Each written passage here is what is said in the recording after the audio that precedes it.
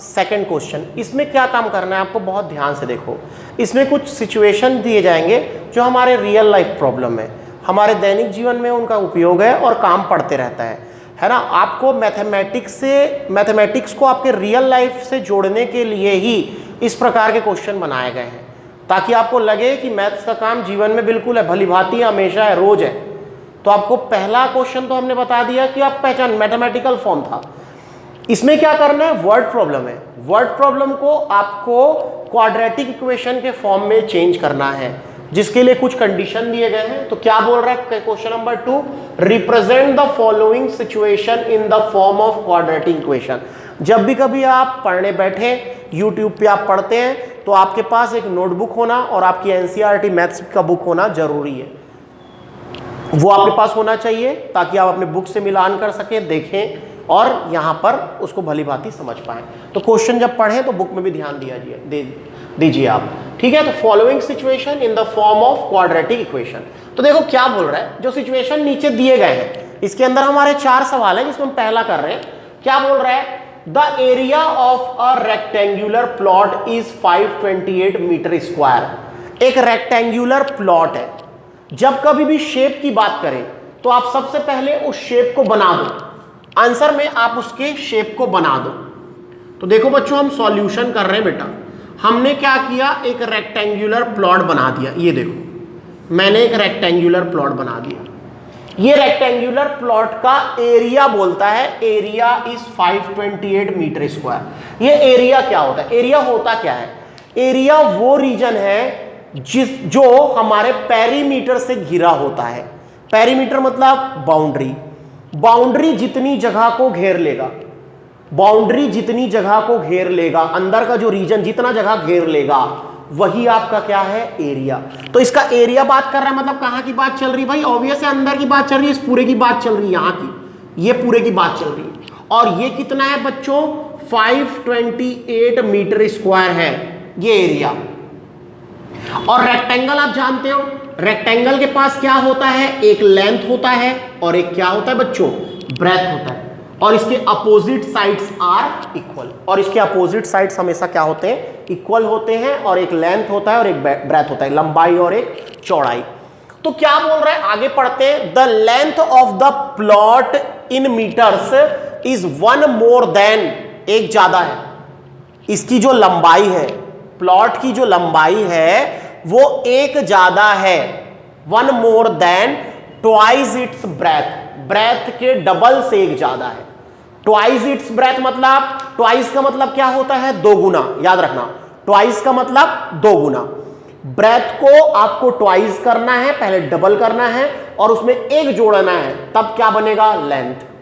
क्योंकि बोल रहे हैं ना, length of the plot in metre is 1 more than twice its breadth, उसके ब्रेथ का डबल से भी एक ज्यादा है, कौन, लेंथ। तो हमारे को क्या बोल रहा है, we need to find the length and the breadth of the plot.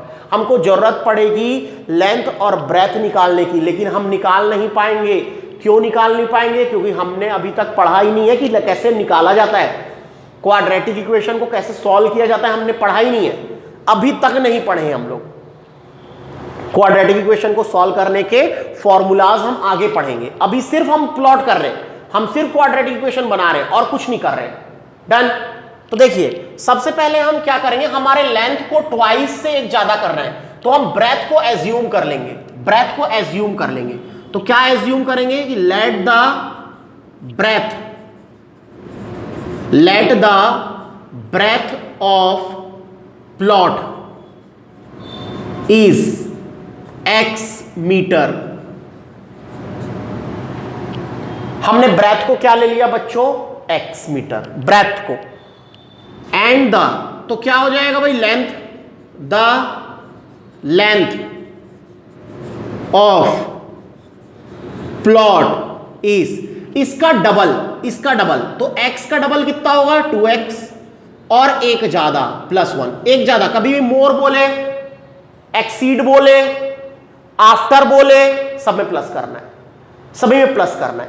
Less बोले, एगो बोले, बिफोर बोले, माइनस करना है, सब्ट्रैक्शन आएगा। और आफ्टर में क्या होगा, प्लस आएगा, मोर बोले प्लस आएगा, लेस बोले माइनस आएगा। तो यहां पर उसने बोला था कि लेंथ के जो लेंथ है वो ब्रेथ के डबल से एक ज्यादा है। तो पहले हमने ब्रेथ का डबल किया और उससे एक ज्यादा कर दिया, तो हमारा ये क्या आ गया बच्चों, लेंथ एंड ब्रेथ आ गया। चेक कर लो, लेंथ और ब्रेथ। अब देख रहे हैं हम लोग इसमें क्या होगा, इसमें हमको क्या दिया गया है, हमने लेंथ ले लिया, हमने ब्रेथ ले लिया, ब्रेथ जो था x था, लेंथ उसके डबल से एक ज्यादा था।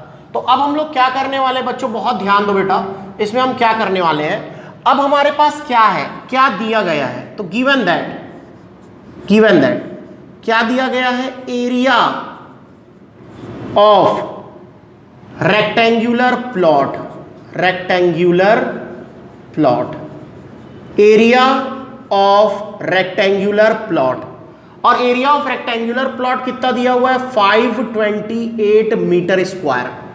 एरिया ऑफ रेक्टेंगुलर प्लॉट हमको क्या दिया गया है, 528 मीटर स्क्वायर, ये हमको दिया गया है। और हम जानते हैं एरिया ऑफ रेक्टेंगुलर प्लॉट मतलब रेक्टेंगल का एरिया, आप जानते हो ना क्या होता है, L into B, length into breadth, क्योंकि एरिया का रेक्टेंगल का एरिया क्या होता है, लंबाई गुणित चौड़ाई, लेंथ इंटू ब्रेथ। तो लेंथ इंटू ब्रेथ कितना हो जाएगा, 528, हमने इधर 528 रख दिया। अब L की जगह हम क्या रख सकते हैं, जितना लेंथ है, लेंथ कितना लिया है हमने, 2x प्लस 1 इंटू ब्रेथ कितना लिया है हमने, x इज इक्वल्स टू 528, ऐसा रख दिया हमने बच्चों। अब क्या करेंगे हम लोग, x का मल्टीप्लाई करेंगे दोनों के साथ, तो x का मल्टीप्लाई 2x के साथ हुआ तो क्या हो गया, 2x स्क्वायर, और x का मल्टीप्लाई 1 के साथ हो गया तो क्या हो गया, 1 माइनस 528 इज इक्वल्स टू 0। ये क्या हो जाएगा आपका, ये क्या हो जाएगा आपका क्वाड्रेटिक इक्वेशन, जिसकी वैल्यू हमको निकालनी है, लेकिन अभी हम कैपेबल नहीं है कि हम इसको सॉल्व कर सके, क्योंकि सॉल्व करना हमने अभी सीखा नहीं है। सॉल्व करना हम आगे के एक्सरसाइज में सीखेंगे। इसमें क्वेश्चन 2 में बस बोल रहा है कि represent the following situation in the form of quadratic equation.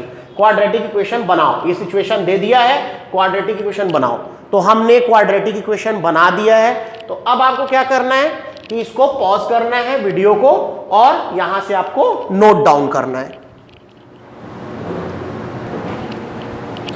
अब हम लोग देख रहे हैं सेकंड का ही क्वेश्चन नंबर सेकंड का सेकंड देख रहे हैं। तो इसको भी हमने क्या दिया, वर्ड प्रॉब्लम दिया हुआ है उसने, और हमको बोल रहा है क्या, क्वाड्रेटिक इक्वेशन बना के दीजिए। तो देखते हैं, करते हैं इस क्वेश्चन को। क्या बोल रहा है, the product of two, product का मतलब क्या होता है, मल्टीप्लाई करने के बाद जो आंसर आता है, मल्टीप्लाई करने के बाद जो आंसर आता है उसको हम लोग क्या बोलते हैं, प्रोडक्ट। तो क्या बोल रहा है, प्रोडक्ट ऑफ टू मतलब दो, कॉन्जिक्यूटिव मतलब लगातार, कॉन्जिक्यूटिव मतलब लगातार, पॉजिटिव इंटीजर्स मतलब नेचुरल नंबर, या 1 2 3 4 वही पॉजिटिव होते हैं, जीरो को इंक्लूड नहीं होता, जीरो के सामने कोई साइन नहीं है, वो जीरो इंटीजर है, डन। तो पॉजिटिव इंटीजर्स इज 306, दो लगातार पॉजिटिव इंटीजर का मल्टीप्लाई क्या देता है आपको, 306 देता है। We need to find the integer, आपको इंटीजर बनाना है। जब कभी भी ऐसा कोई नंबर दे, ऐसा कोई चीज दे, consecutive multiples, consecutive multiple of 8, consecutive integers, consecutive natural number, ये सब में आपको क्या करना है, ध्यान से देखो बच्चों, इसको बनाया कैसे जाता है। सबसे पहले आप ये समझिए बात कि 1 से 2 कैसे बना है, 1 से 2 कैसे बना है, जब आपने क्या जोड़ा है उसमें +1 किया है, 1 में +1 किया है तभी तो 2 बना है। अच्छा 1 से 3 कैसे बना है, बताइए 1 से 3 कैसे बना है, 1 से 3 कैसे बना है, जब आपने उसमें क्या जोड़ा है, +2 जोड़ा है तब वो 3 हुआ है। अच्छा 1 से 4 कैसे बना है, जब आपने क्या जोड़ा है उसमें +3, और ये सब कॉन्जिक्यूटिव है, 1 के बाद 2 के बाद 3, चेक करो सब कॉन्जिक्यूटिव है, और पॉजिटिव भी है, इंटीजर्स भी है, तीनों चीजें। तो आपको यह समझना पड़ेगा कि 1 एक नंबर हम यहां पर हमारा कांस्टेंट चल रहा है, और सब में उसमें +1 हो रहा है, +2 हो रहा है, +3 हो रहा है, तो हमको अदर कॉन्जिक्यूटिव नंबर मिल रहे हैं। ये मिल रहे हैं कि नहीं मिल रहे हैं, एक में जोड़ने पर ही मिल रहे हैं। तो हम अब क्या ले लेंगे कि हमारे जो दो बोला है वो, तो हम वो क्या लेंगे, लेट 2 कॉन्जिक्यूटिव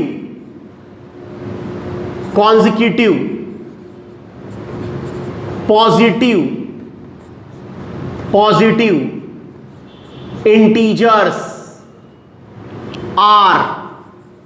एक अगर हमने x ले लिया, एक अगर आपने x ले लिया, तो अब आपको अगला बनाना है, तो आप क्या लोगे उसमें x प्लस 1, तभी तो दूसरा बनेगा। समझो बात को। अरे भाई पहला 1 है तो 2 कैसे बनेगा, जब आप उसमें क्या कर दोगे प्लस 1। अगर यहां 3 कॉन्जिक्यूटिव बोल देगा तो क्या करते हैं x प्लस 1 x प्लस 3, यहां नहीं बोलेगा। लेकिन चैप्टर 5 अरिथमेटिक प्रोग्रेशन में मल्टीपल्स वाले सवाल हैं, कॉन्जिक्यूटिव मल्टी इंटीजर्स वाले सवाल हैं, तब आपको ये काम आएगा जो चीजें मैंने आपको बताई है।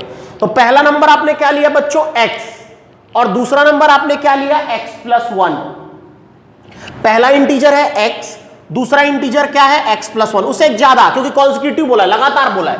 और इन दोनों का प्रोडक्ट अब हम करेंगे अकॉर्डिंग टू द क्वेश्चन। बहुत ध्यान से देखिए क्या करने वाले हैं, अकॉर्डिंग टू द क्वेश्चन के हिसाब से, अकॉर्डिंग टू द क्वेश्चन से हिसाब से क्या होगा, दोनों जो नंबर है, दोनों जो कॉन्जिक्यूटिव पॉजिटिव इंटीजर है, इन दोनों का मल्टीप्लीकेशन क्या हो जाएगा, इन दोनों का जो प्रोडक्ट है वो 306 होता है। बोलता है, ये बोल रहा है product of the two consecutive positive integer is 306। Product मतलब मल्टीप्लाई करने पर जो आता है, तो मल्टीप्लाई इनका इसका और इसका करूंगा तो क्या हो जाएगा 306 आएगा। यही बोल रहा है कि दोनों का मल्टीप्लाई करने से क्या आता है 306। तो कर दिया हमने।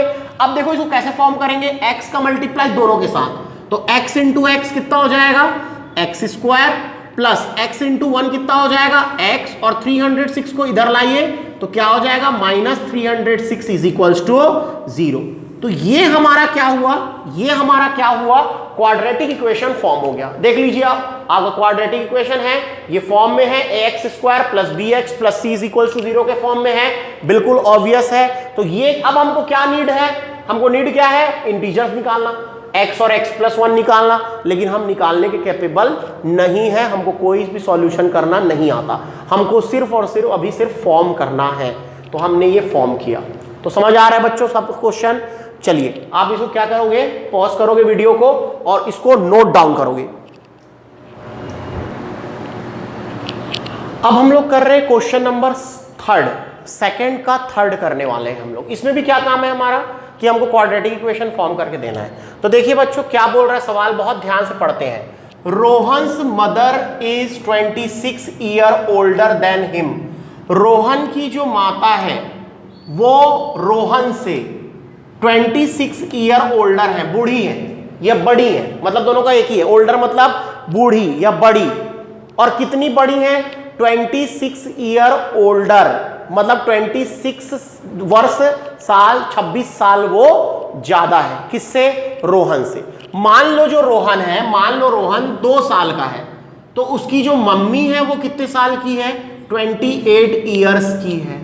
क्यों, क्योंकि वो 26 साल ज्यादा बड़ी है उससे। तो अगर मान लो रोहन 5 साल का है तो उसकी मम्मी कितने साल की है 31 ईयर्स ओल्ड है उसकी माता की। उसकी माता जो है, मदर जो है वो 31 साल की है, अगर रोहन जो है वो 5 साल का है। 26 साल बड़ी मतलब क्या करना है आपको, प्लस कर देना है, रोहन की एज में प्लस कर देना है, रोहन की एज में प्लस करना है। The product of their edges, और उनके एज का प्रोडक्ट, जैसे 2 आया और 28 आया, इन दोनों का जो प्रोडक्ट होगा बच्चों बोलता है हमेशा नाउ 3 इयर्स फ्रॉम नाउ, आज से 3 साल बाद, आज से जो 3 साल बाद की एज है उनका प्रोडक्ट कितना होगा 360 होगा। We would like to find Rohan's present age, हमको रोहन का प्रेजेंट एज बताना है। तो ध्यान से देखिए सवाल हम कैसे करने वाले। सबसे पहले अगर रोहन की माता का हमको एज चाहिए तो हमको रोहन का भी एज पता, रोहन का एज पता होना चाहिए, क्योंकि रोहन के एज में ही हम 26 जोड़ेंगे तब आपको रोहन की मदर का एज पता चलेगा। तो हम सपोज किसको करेंगे, सपोज किसको करेंगे, बहुत ध्यान से देखो, सॉल्यूशन करने वाले हैं। हमने क्या सपोज किया कि let the present as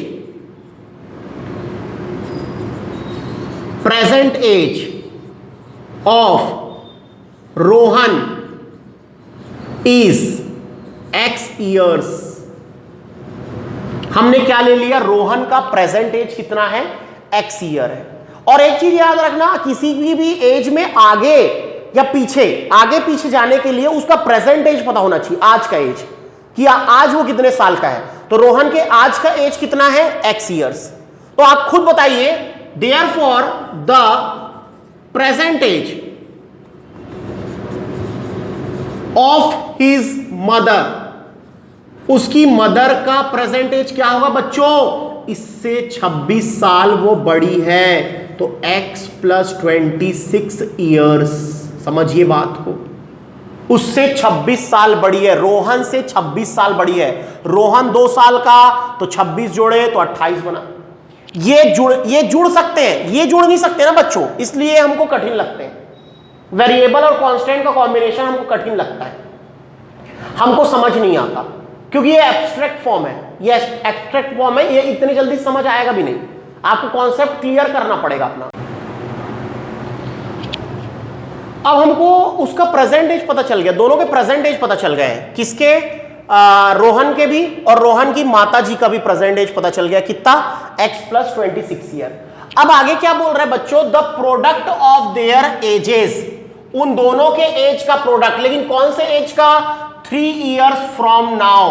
3 years from now बोलने का मतलब आज से 3 साल बाद की एज का, आज से 3 साल बाद की एज का। तो आज का एज पता है, 3 साल बाद का हम निकाल सकते हैं। 3 साल बाद बोले मतलब क्या करना है, आफ्टर बोले तो क्या करना है, प्लस, तो कितना प्लस कर देंगे दोनों की एज में, 3।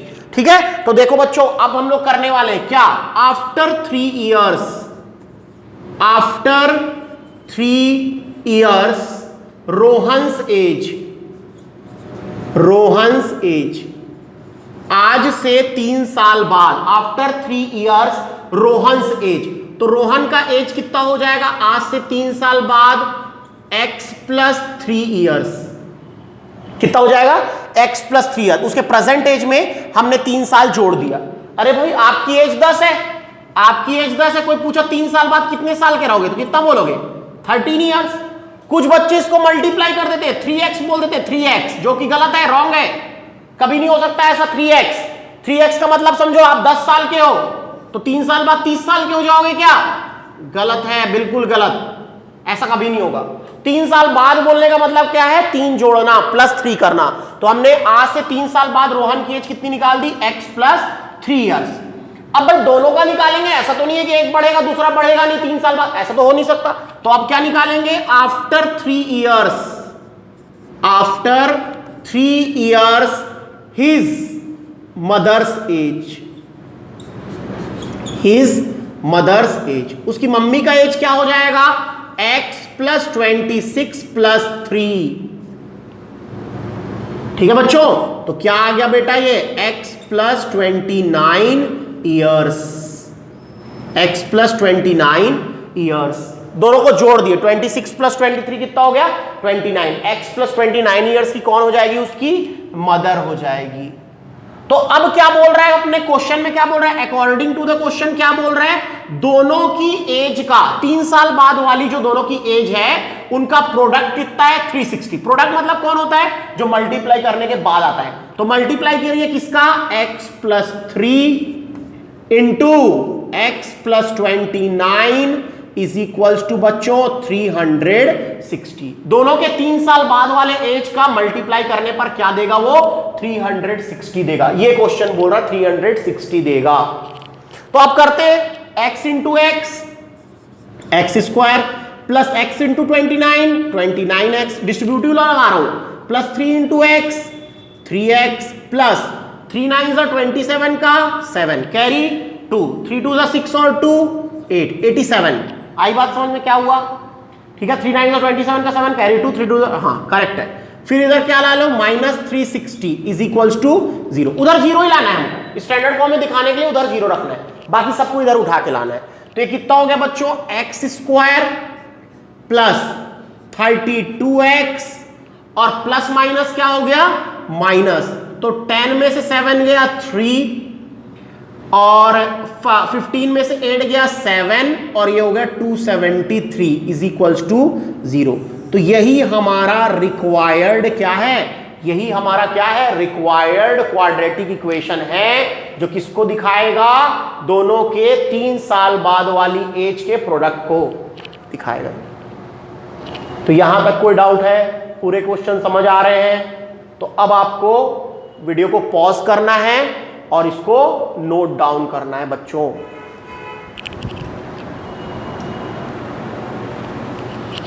अब हम लोग करने वाले हैं बच्चों इसी का 4th क्वेश्चन, सेकंड का 4th, जो कि लास्ट क्वेश्चन है हमारे एक्सरसाइज का।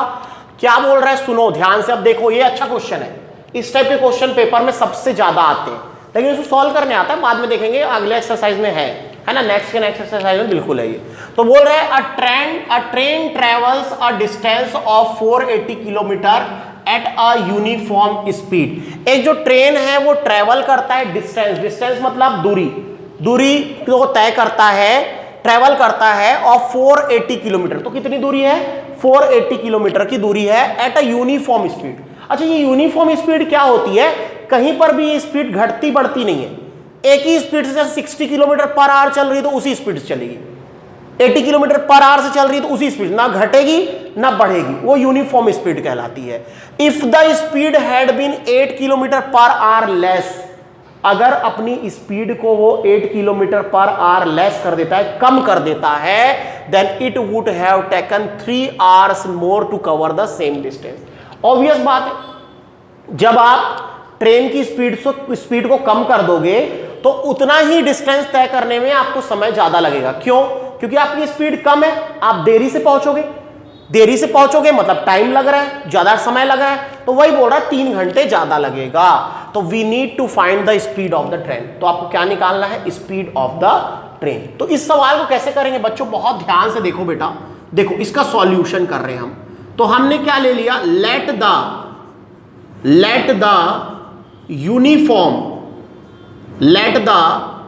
Uniform speed of train, let the uniform speed of train is x kilometre per our. हमने क्या ले लिया कि हमारा जो स्पीड है ट्रेन का वो कितना है, x kilometre per our, uniform speed है ना ट्रेन का, कितना है x किलोमीटर पर आवर। अब देखो ध्यान दो यहां पर हमारे पास एक कंडीशन होती है, क्या, स्पीड इज इक्वल्स टू, क्या होती बच्चों, speed is equals to distance upon time. अरे भाई पढ़ते हैं ना हम लोग, साइंस में भी है, speed is equals to distance upon time. तो हम लोग क्या करेंगे, इसको टाइम के रिस्पेक्ट में निकाल लेते हैं। तो इसको टाइम के रिस्पेक्ट में निकालेंगे तो क्या होगा बच्चों, time is equals to distance upon speed, distance upon speed, क्योंकि उसने टाइम की बात किया है। टाइम पे देखो कंपेयर किस में कर रहा है, वो टाइम में, पहले टाइम जो लग रहा था उससे दोबारा में टाइम क्या लग रहा है, ज्यादा, तो टाइम की बात कर रहा है। तो टाइम के रिस्पेक्ट में हम इसको बनाएंगे, देखना कैसे, बहुत ध्यान से देखते रहो क्या चल रहा है, देखो बहुत ध्यान से। तो अब मैं इसमें बनाने वाला हूं केस 1, पहला केस, जब हमारे ट्रेन का स्पीड यूनिफॉर्म था तो हमको कितना टाइम लगेगा जाने में, देखते हैं। टाइम निकाल रहे हैं हम लोग, टाइम कितना लगेगा, देखना बहुत ध्यान से। क्या हमारा डिस्टेंस कितना है, 480 किलोमीटर, बदल नहीं रहा है, डिस्टेंस उतना ही है 480 किलोमीटर, और हमारी स्पीड कितनी है, x किलोमीटर पर आवर। ये हमारी क्या है, स्पीड है। हमारा डिस्टेंस कितना है, 480, कितना डिस्टेंस, 480 किलोमीटर, और हमको टाइम, हमारे को जो अपना स्पीड कितना है वो है x, तो हमको कितना टाइम लग रहा है, 480 अपॉन x। ये पूरा टाइम बन चुका है बच्चों, ये पूरा क्या है बच्चों, टाइम, क्योंकि बेटा हमने यहां लिखा ना टाइम इज इक्वल्स टू क्या होता है, डिस्टेंस अपॉन स्पीड, तो ये डिस्टेंस अपॉन स्पीड हमने कर दिया। तो ये हमको टाइम लगा, ये हमारा टाइम है कहां जाने के लिए, 480 की जर्नी कंप्लीट करने के लिए इतना टाइम लगा, लेकिन यूनिफॉर्म स्पीड से। अब क्या कर रहा है, अपने स्पीड को क्या करो बोल रहा है, कम, अगर उसकी स्पीड कम हो जाती है तो इसका हमारा केस 2 बनेगा, case 2, if the speed of train is x -8 kilometre per our. मतलब क्या करो बोल रहा है वो, अपने ट्रेन की स्पीड को 8 किलोमीटर पर आवर कम कर दो, लेस कर दो, कभी भी लेस की बात करेगा तो आपको माइनस करना है, मोर की बात करेगा तो प्लस करना है। लेस बोला है, आपकी speed x kilometre per our थी, हमने स्पीड कम कर दी, तो जब स्पीड कम करेंगे बच्चों तो भी तो एक टाइम देगा वो, भले ज्यादा दे कम दे कुछ भी दे, भाई स्पीड स्लो होगी तो टाइम क्या लगेगा, ज्यादा लगेगा। सेम जर्नी हो भी तो भी, सेम जर्नी हो तो भी आपको समय ज्यादा लगेगा। तो देखो कैसे, इसके लिए अब टाइम कैसे निकालेंगे हम लोग, ध्यान से देखो। टाइम कितना होगा, time is equals to distance, इसका डिस्टेंस कितना, डिस्टेंस बदल नहीं रहे, सेम डिस्टेंस है, अपॉन स्पीड कितनी हो गई x माइनस 8। ये समझ आया कैसे निकाला मैंने, सेम जर्नी है, जर्नी सेम है, सेम डिस्टेंस कवर करना है, लेकिन स्पीड क्या होगा इस बार x माइनस 8, पहले क्या थी स्पीड x। क्या ये दोनों टाइम बराबर हैं बच्चों, आप खुद सोचिए, अकॉर्डिंग टू द क्वेश्चन ले रहे हैं हम, अकॉर्डिंग टू द क्वेश्चन। देखो क्या ये दोनों टाइम बराबर हैं, नहीं, बिल्कुल नहीं है। लेकिन इसको बनाने के लिए, सॉल्व करने का तरीका क्या है, दोनों टाइम को बराबर में रख दो, दोनों टाइम को क्या करो, बराबर में रख दो। दोनों टाइम को मैंने क्या रख दिया, बराबर में रख दिया, जो कि सही नहीं है। बराबर में रखना, अभी ये दोनों को बराबर में रखना सही नहीं है, क्योंकि ये 3 घंटे ज्यादा ले रहा है और ये 3 घंटे कम ले रहा है। ये 3 घंटे ज्यादा ले रहा है क्योंकि स्पीड कम है, और ये 3 घंटे क्या ले रहा है, ज्यादा ले रहा है। तो ये दोनों बराबर हो सकते हैं, ये दोनों टाइम है, क्या दोनों कभी बराबर हो सकते हैं, कभी बराबर नहीं हो सकते। इसको ऐसे समझा जा सकता है, मान लो ये 3 घंटे ले रहा है तो ये कितना ले रहा है, 6 घंटे ले रहा है,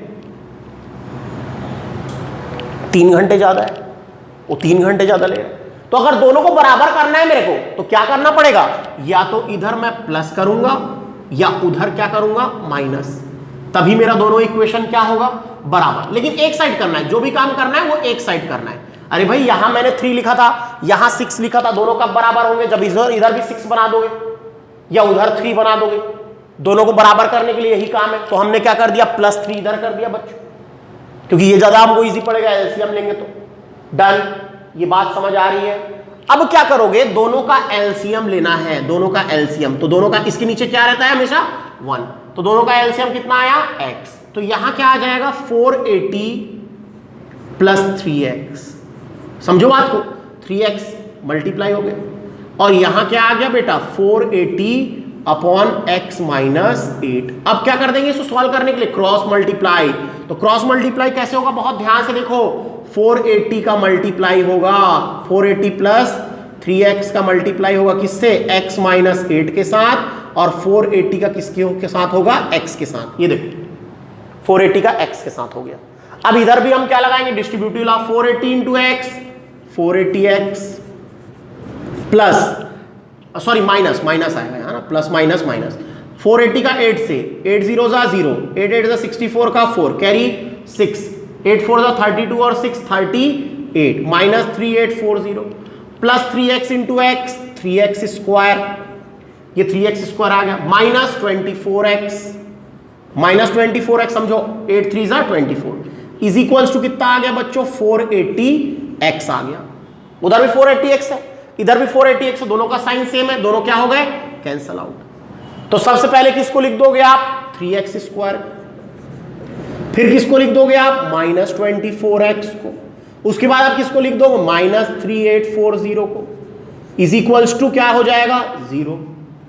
अब हम लोग क्या कर सकते हैं, इसमें से कॉमन ले सकते हैं क्या, 3 कॉमन ले सकते हैं। तो देखो 3 कॉमन ले रहे बच्चों, 3 कॉमन लिए तो यहां क्या बचा, x स्क्वायर, माइनस यहां से 3 कॉमन निकला तो 3 8 जा 24, माइनस 3 1 जा 3, 3 2 जा 6, 3 8 जा 24 और 0 जा 0 इज इक्वल्स टू 0। समझ आया वाला स्टेप कैसे हुआ है,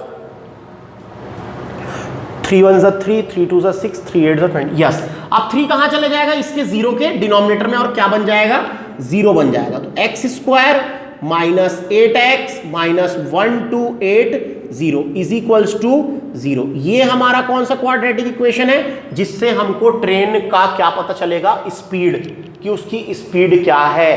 तो इस टाइप के सवाल को ऐसे बनाना है, बहुत ही इंपॉर्टेंट सवाल है ये, ऐसे बनाया जाता है। तो समझ आ गया है सबको। यहां पर हमारा एनसीईआरटी क्लास 10th के चैप्टर 4 क्वाड्रेटिक इक्वेशन का पहला एक्सरसाइज 4.1 खत्म होता है। डन। तो आप वीडियो को पॉज कीजिए और इसको नोट डाउन कीजिए।